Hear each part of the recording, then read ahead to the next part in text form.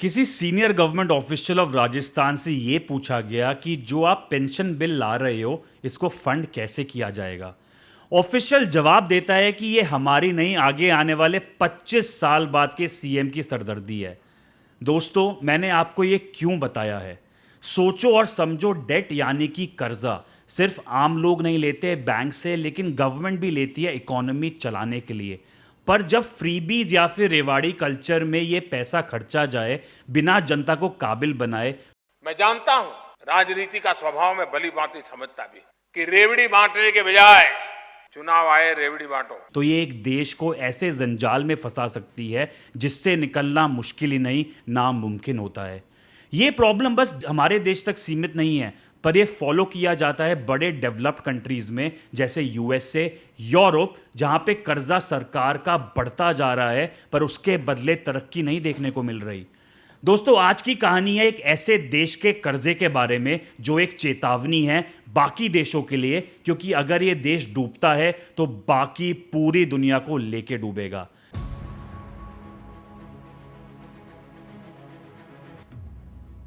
मैं हूं आपका दोस्त आदित्य गुप्ता और चलो चलते हैं 1980 के टाइम में।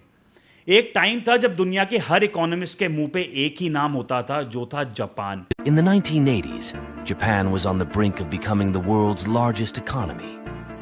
Companies like Sony, Toshiba, and Panasonic dominated global markets. Tokyo's real estate was valued higher. 1980s के दौर में जापान एक मिरेकल था। हर सेक्टर में ग्रोथ थी, हर कॉर्नर में इनोवेशन। दुनिया के लोग कहते थे कि जापान इज द फ्यूचर। और आज 2025 में वही जापान चौथे नंबर से गिरकर पांचवें नंबर पर आ गया इन टर्म्स ऑफ जीडीपी, जिसको क्रॉस करके इंडिया आ गया है चौथे नंबर पर।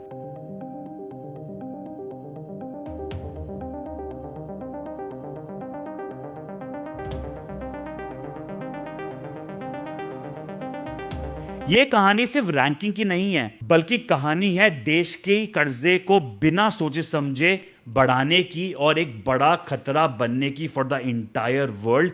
पर उससे पहले 1980s में तो जापान दुनिया के लिए एक रोल मॉडल था।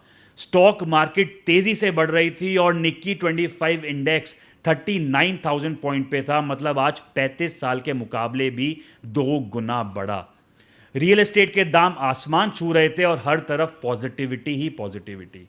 लेकिन हर बूम के साथ आता है एक बबल, और 1989 में वो बबल फट गया। Real estate that once cost millions suddenly became almost worthless. It all started in the early 1990s, right after Japan's huge financial bubble popped. Bank of Japan ने मार्केट को थोड़ा सा कंट्रोल करने के लिए इंटरेस्ट रेट बढ़ा दिए, पर जब इंटरेस्ट रेट बढ़ते हैं लोन महंगा हो जाता है, लोग घर और बिजनेस में इन्वेस्ट करना बंद कर देते हैं।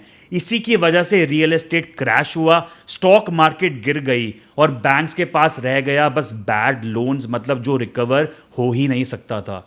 उसके बाद शुरू होता है जो एनालिस्ट कहते हैं जापान का लॉस्ट डेकेड, जो एक डेकेड नहीं बल्कि 3 डेकेड बन गए। अब देखो इस लॉस्ट डेकेड में हुआ क्या। प्राइसेस गिरते रहे, जिसको कहते हैं डिफ्लेशन। लोग ये सोचने लगे आज क्यों खरीदूं जब कल सस्ता मिलेगा। जब पूरा देश ऐसा सोचने लगे, मतलब डिमांड गायब और पूरी इकोनॉमी फ्रीज। अब गवर्नमेंट ने जॉब्स तो बचाने की कोशिश करी, जिसके लिए इंफ्रास्ट्रक्चर पे खर्च किया, जिसके लिए गवर्नमेंट ने पैसा उधार पे लिया बॉन्ड्स बेच के टू बैंक ऑफ जापान, जो जापान का सेंट्रल बैंक है, pension funds as well as insurance companies. और कर्जा बढ़ता चला गया। 2000 तक ये था 150% ऑफ जीडीपी और आज है 260% ऑफ जीडीपी। मतलब अगर जापान 100 रुपए कमाता है तो 260 रुपए का कर्ज है उसके ऊपर। चाहे जो मर्जी खर्चा गवर्नमेंट ने किया, लेकिन डिफ्लेशन नहीं हटी, क्योंकि लोग खर्चा कर ही नहीं रहे थे और सारे पैसे बचा रहे थे। तो बैंक ऑफ जापान ने फिर एक एक्सपेरिमेंट शुरू करा, जो था इंटरेस्ट रेट को जीरो कर दो। सोच ये थी कि लोन सस्ता मिलेगा, लोग बोरो करेंगे, खर्च करेंगे और इकोनॉमी चल पड़ेगी। पर सब कुछ हुआ उल्टा। लोग और ज़्यादा सतर्क हो गए और नॉन स्पेंडिंग की प्रॉब्लम यहाँ तक बढ़ गई कि बैंक ऑफ जापान ने 2016 तक इंटरेस्ट रेट को नेगेटिव कर दिया। मतलब अगर आप पैसा बैंक में रखो तो आपको इंटरेस्ट नहीं मिलता, बल्कि आपको देना पड़ता है। जापान ये सोच रहा था लोग पैसा निकाल के खर्च करेंगे, लेकिन लोगों ने और सेविंग शुरू कर दी, क्योंकि जब लोगों का भरोसा उठता है दोस्तों, तो सस्ता पैसा भी काम नहीं आता। दोस्तों 30 साल तक जापान जिस चीज के पीछे भागता रहा कि डिफ्लेशन हटेगी, लोग वापस से खर्च करेंगे और प्राइसेस बढ़ेंगे, आज वही देश लड़ रहा है उसी चीज से, जो है इन्फ्लेशन। पर इधर यह समझना जरूरी है कि इन्फ्लेशन जो अब जापान फेस कर रहा है इज नॉट बिकॉज कि आम जनता ने पैसा खर्चना शुरू किया है, बल्कि इसलिए बिकॉज इंपोर्टेड इन्फ्लेशन बढ़ी है। मतलब उन चीज़ों में प्राइसेस बढ़े हैं जो जापान इंपोर्ट करता है। ऑयल के दाम बढ़े, सप्लाई चेन टूटी आफ्टर वर्ल्ड प्रॉब्लम्स जैसे टैरिफ वॉर या फिर एक्चुअल वॉर, जिसकी वजह से येन और गिर गया। क्योंकि याद रखो दोस्तों, inflation is a silent tax on your pocket. मतलब ये परचेजिंग पावर को कम करता है। एग्जाम्पल से समझो, जो चीज़ पहले 10 की थी और आप 100 रुपये से 10 खरीद पा रहे थे, आज वही चीज़ अगर 20 की हो जाए तो आप बस 5 खरीद पाओगे। मतलब करेंसी और वीक हो जाती है, जैसे इस वाले केस में येन की बात हो रही है। और इस सब में आयरनी देखो, जिस देश ने 30 साल महंगाई लाने की कोशिश करी, आज वो इन्फ्लेशन से परेशान है। पर सबसे बड़ी प्रॉब्लम इधर ये है कि प्राइसेस तो बढ़े हैं पर सैलरी नहीं, यानी महंगाई आई है पर ग्रोथ नहीं। अब कनेक्ट करते हैं सब चीज़ों को जो हमने अभी तक डिस्कस करी है और समझते हैं सबसे बड़ा कॉन्सेप्ट जो है द येन ट्रैप। जापान चाहे तो इन्फ्लेशन कंट्रोल करने के लिए इंटरेस्ट रेट बढ़ा सकता है, लेकिन अगर रेट बढ़ा दे तो उनके बॉन्ड्स के दाम गिर जाएंगे। इसको समझो सिंपल लैंग्वेज में, आपके पास एक बॉन्ड है जो 1% रिटर्न देता है और जो नए बॉन्ड्स है वो 3% देने लगे, तो कोई आपका बॉन्ड क्यों खरीदेगा? मतलब बॉन्ड की वैल्यू यानी कि प्राइसिंग गिर जाएगी। यही इन्वर्स रिलेशन होता है बॉन्ड प्राइसेस और इंटरेस्ट में। इसको याद रखना, बिकॉज आगे भी ये काम आएगा। और आपको पता है कि मोर देन 50% ऑफ गवर्नमेंट के जो बॉन्ड हैं वो जापानीज ही ओन करते हैं, चाहे वो बैंक ऑफ जापान हो, पेंशन फंड्स हो या फिर इंश्योरेंस कंपनीज हो। तो अगर रेट बढ़ता है तो पूरी की पूरी बॉन्ड मार्केट क्रैश हो सकती है, मतलब जापान की पूरी इकोनॉमी। अगर रेट लो रखते हैं तो येन और गिरता रहेगा, और जब येन गिरेगा मतलब इंपोर्ट्स और महंगे हो जाएंगे, मतलब इन्फ्लेशन और बढ़ेगी। मतलब एक तरफ बॉन्ड क्रैश की प्रॉब्लम, दूसरी तरफ करेंसी क्रैश की दिक्कत। That is the yen trap. अब आते हैं एक और ऐसे साइलेंट किलर पे जो है द कैरी ट्रेड। ये समझो जापान में इंटरेस्ट रेट 0 के आसपास है, यूएस और यूरोप में 4 से 5%। तो हेज फंड्स क्या करते हैं? जापान में सस्ता लोन लेते हैं, उस येन को डॉलर में कन्वर्ट करते हैं और अमेरिका के बॉन्ड या स्टॉक में इन्वेस्ट कर देते हैं, जहां पे रिटर्न ज़्यादा मिलता है। मतलब येन बेचा जाता है, डॉलर खरीदा जाता है, और जब दुनिया भर के इन्वेस्टर्स ये करें तो येन और गिरता जाएगा, क्योंकि जब आप करेंसी कन्वर्ट करोगे तो सप्लाई बढ़ेगी। और बेसिक इकोनॉमिक्स से भी अगर आप समझोगे तो सप्लाई बढ़ना मतलब दाम और गिरना। ये एक रिस्की साइकिल बन जाती है दोस्तों, जिससे कहते हैं द येन कैरी ट्रेड। अब आता है इन सब का असली ट्विस्ट क्या है और रास्ता जिससे जापान अपने येन को बचा सकता है। इंटरेस्ट रेट बढ़ा नहीं सकता क्योंकि उससे बॉन्ड मार्केट क्रैश हो जाएगी, तो क्यों ना bank of Japan currency market में इंटरवीन करे।